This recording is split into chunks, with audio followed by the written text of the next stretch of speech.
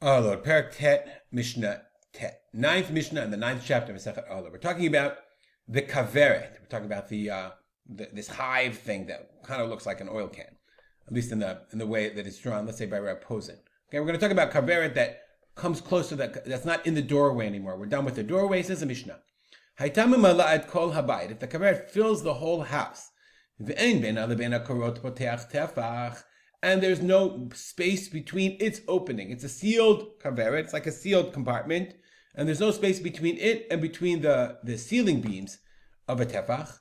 Tum'ah betocho habayit tameh. If there's tum'ah in it, then the house is tameh. Because we're going to see the sofa tum'ah. Let's say the tum'ah always leaves. But tum'ah babayit, if there's tum'ah in the house, masha betorcha tahor. What is in the kaveret is tahor. Why? Shederach tum'ah latzeit. Tuma always wants to leave. Tuma doesn't want to enter. So therefore, he says we're going to see whether it's one kaveret or two kaveret. It's close to the wall. Okay, it's kaveret is sealing off. So if there's tuma in here, then the tuma has to somehow get out of the door. It somehow has to leave. So eventually we know it's going to leave. So the whole house is tameh.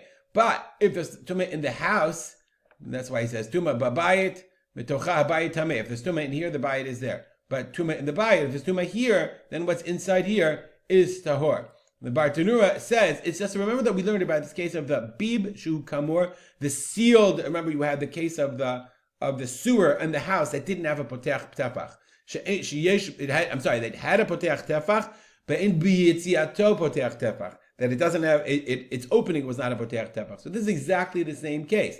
It's in and of itself, there's a potech tefach in here, so it's its own OL, but there's no exit space here. So in this case, we said in that case, sov tuma, let's say the tuma has to get out of the door, so you got a problem. And it doesn't matter if it's upward, if it's sideways, as long as there's no poteach tefach, then the tuma can't enter into it. Okay, and the Mishnah says derech tuma, as we said, let's say ve'ein darka likanes, tuma exits, doesn't enter. Bein umeret, whether it's standing. Bein mutal tzida, whether it's facing the wall. Bein achat, bein shtayim, whether it's one kaveret, okay, that's close to the wall, or whether it's zu al zo, one on top of the other. Bein ve'ein bein pishnia likora petach tefach. It doesn't matter if the second one it has to be connected close, less than a tefach, close to the walls or close to the roof. It doesn't matter as long as there is no potech tefach for the tumah to enter. Then if there's tumah in the house, it can't enter into the